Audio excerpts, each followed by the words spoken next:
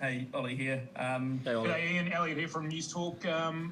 What's your read on that game tonight, mate? Well, first of all, thanks for staying up late, the rest of yous. And look, we're obviously bitterly disappointed. To lose any game at the end when you've got control of it is frustrating. But massive arm wrestle, really. I thought the South Africans played superb. They came with a lot of attitude. They carried hard. They moved us around and really challenged us in many ways. And there was particularly that third quarter. I thought they had a really strong third quarter and got us a bit flustered. But I just loved the way we hung in there. And again, we found a way. We did some nice things. We took some great opportunities early in the game for some nice tries and got ourselves back into a winning position, but then lacked a little bit of discipline in that last 2 minutes. But that's what big tests are about. So credit to them, and it just shows we've got a little bit of learning to do. But I'm intensely proud of a campaign that I think we've taken one big step forward, but we've got a few more to take. Those last couple of minutes, Ian, is that about game management and slowing the clock down so you can get to that 80-minute mark? Would you have liked to have seen that done a bit better? Well, the obvious answer to that's yes, but we did the right things. We called the right stuff, and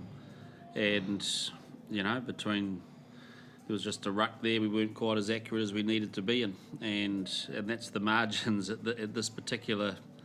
When you get a battle like that, you got to switch on for every little moment, and we got beaten that one moment, and then we got caught offside in front of the post, which was a little bit of a problem for us in the game, something that we've been working hard and got rid of, but it sort of came back and bit us a bit today. Hey, Ian, Ollie here. You talked before about how you've sort of taken a big step forward here, I suppose. How beneficial has, the manner in which you guys have won the Rugby Championship, 5 weeks on the road, lockdown sort of here and there.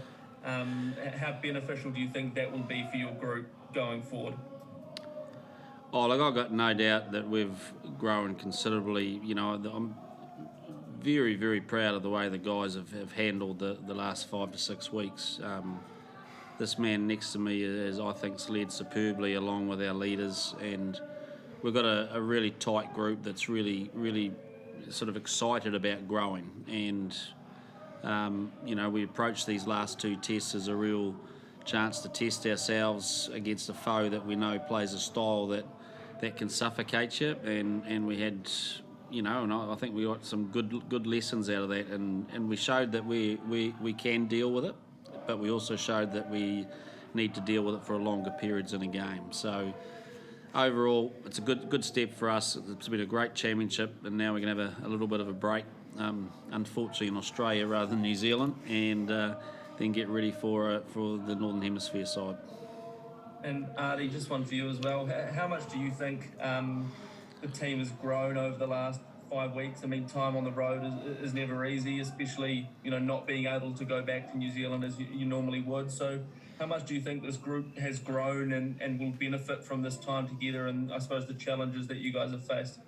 Yeah, I think it's special and unique times for this group, and like Foz has mentioned, being together for the last 5-6 weeks, it's something that an All Black team hasn't done in a while. So it's pretty special, and I guess we're disappointed tonight, but there's a lot to learn and a lot of room to grow in. So I think we'll get over it, but we got 2 weeks together to decompress and just relax, and then head over to Washington.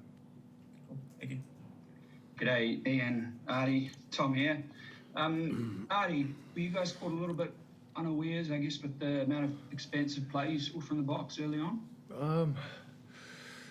I guess it's they showed different pictures, and I thought they did that extremely well, and put us under a lot of pressure. So we kind of expected that it would come along with their high ball game and their kicking game. So that's a credit to them and how they managed the game and put us under pressure in that third quarter of the game. So yeah, that's something for us to look at and grow in.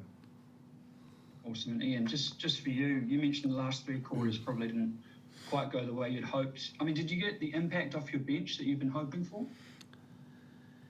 Yeah, I think we did. It was a different sort of impact, different situation they came in. You know, I thought we finished the first half in quite a strong position, and I think the problem solving on the park was really, really good. The third quarter we just muddled around a little bit. They tried to really come at us through their set piece, and I thought we hung pretty tough in that space. But in that last quarter, we perhaps struggled to play with the ball in their half, and that was the area that I thought we got a little bit frustrated and didn't have quite the direction that we needed to. So we'll go and have a look at that. But mate, there's no blame at all on a bench. In fact, it was a tough old game, and the South Africans threw everything at us and probably played their best game in many ways, and turned it into one of those traditional games we've had over the last 3 or 4 years, but a lot of them seem to go down to the last few minutes. Great, thank you guys. Tough luck. Couple more questions. Ardie, Jamie here. Yeah, hard luck. Just a word on the refereeing. It seemed like some of the decision making out there, especially around the tackler releasing the ball carrier, seemed to be a bit frustrating. What was your take on that? Yeah, mate, I have my own opinion, but I know it's the ref's call at the end of the day, and it is what it is, mate. I wish could go back and change the calls, but the ref made the call, and we just had to kind of adapt to it, and we were well aware of what our breakdown around staying on our feet, not sealing off, but we didn't execute that skill set in those last couple of minutes, so that's just on us, and we got to take the referee out of the game, and but we didn't tonight, so it is what it is, mate, and we just got to sort out our breakdown and be smart around that area.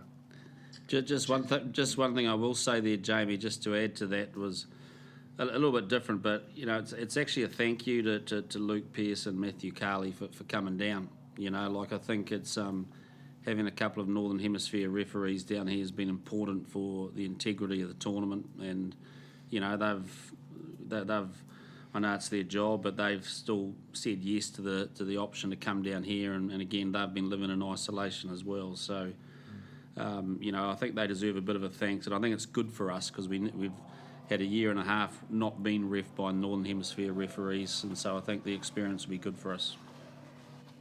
Thank you. Couple more questions and then we'll throw to the journalist in the room here. Team, thank you. Yeah, Ardie Leeton from Cape Town here.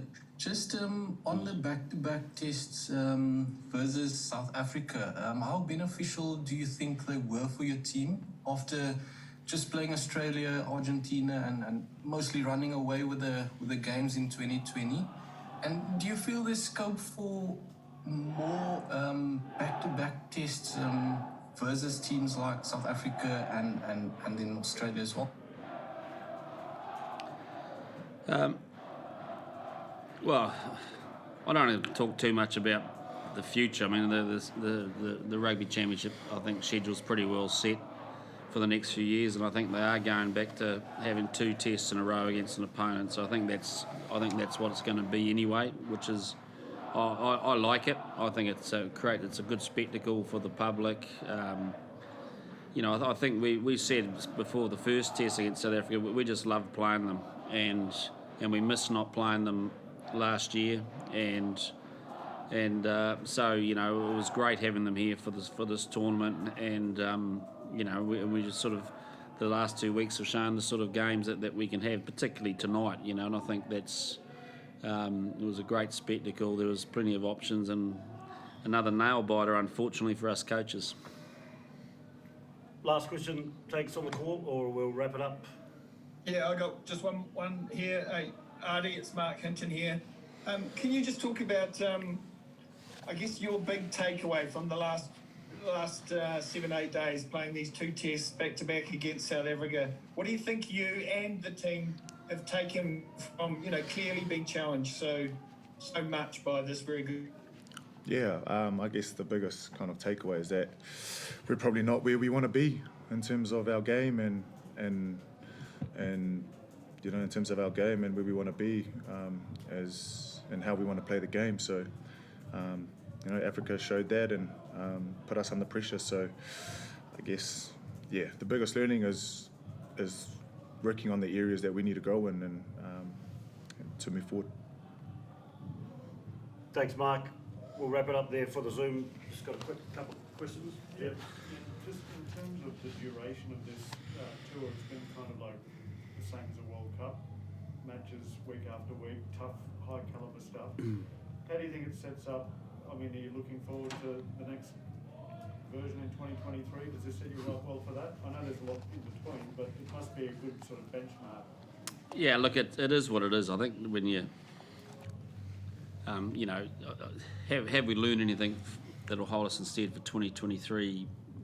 Yep, I think so. We've spent good time together. We've learned how to manage the ups and downs of different schedules, different travel routines that we normally have. So, we've become, we've had to adapt and adjust, and often you get that at World Cups.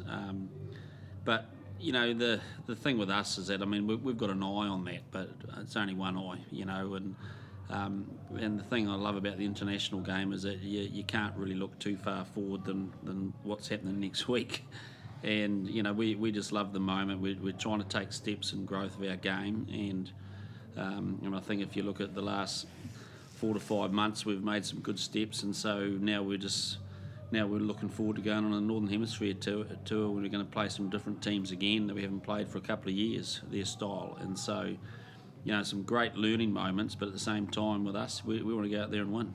And one way to get ready for a World Cup is to build confidence through building your game and winning big games. So that's where tonight will be gold for us.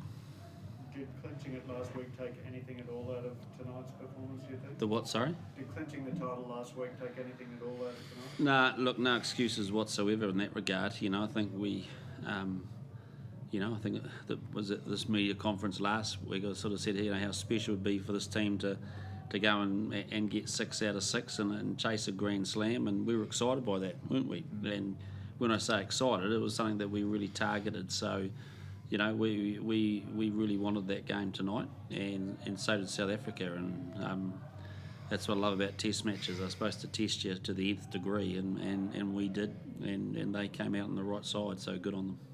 Thank you. Thanks, everyone. Thanks, Forty. Thank you. Team. Thanks, guys. Thanks, New Zealand. Thank you. Speak well.